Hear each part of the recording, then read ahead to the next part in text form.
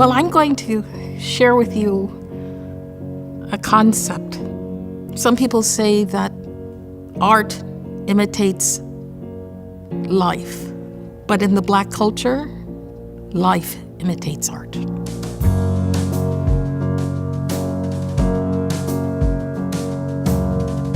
You say that creativity is freedom? Well, I grew up as a free, creative child, living in the north side, the south side of Chicago.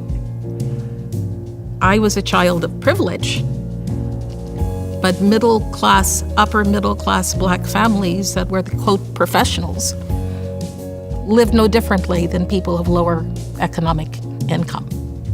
The influences that I had came from being raised by my grandmother, grandfather.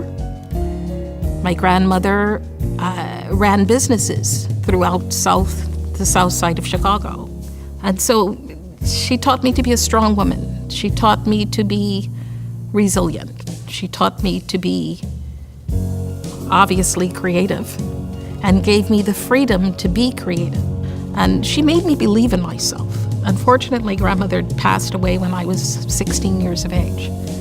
But by then she had really given me all of the necessary tools and self-confidence, and making me understand that it was going to be difficult because I was both Black and a woman. But as it never stopped her, it certainly hasn't stopped me. I performed with Sammy Davis Jr. I was Anita in West Side Story. Jesus Christ Superstar, I had a wonderful leading role in that. Sweet Charity. More importantly, I had an experience of performing with a group of individuals to do the very first all-Black soap opera. And it was called Bird of the Iron Feather. They're gonna take the car and make me pay for it too. They want blood.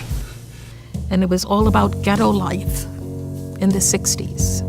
All the social issues, all the areas of poverty and hardship, and all that we as Black people still experience. Actually, there was nothing different about that production then and the way people were experiencing life and the way the experiences are now. I'm a co-founder of the Payback program, which is a program that was specifically created in the Liberty City area to help young people learn to cope, to problem solve, to heal, and learn to express themselves alternatively. And when young people are traumatized in the lives that they experience, particularly in the inner city, with poverty and the guns and the violence and the crime, they don't have outlets. So I think my greatest contribution is to create those expressive arts outlets, to share my gifts and my talents with those young people so that they have an understanding of who they are and the world that they live in and what that world could be. My philosophy of life is to give all that I am so that others will understand that it's possible to find your inner self. The arts are important for self-expression. The arts are important for healing. The arts are important for inclusion. The arts are important for social change, economic change.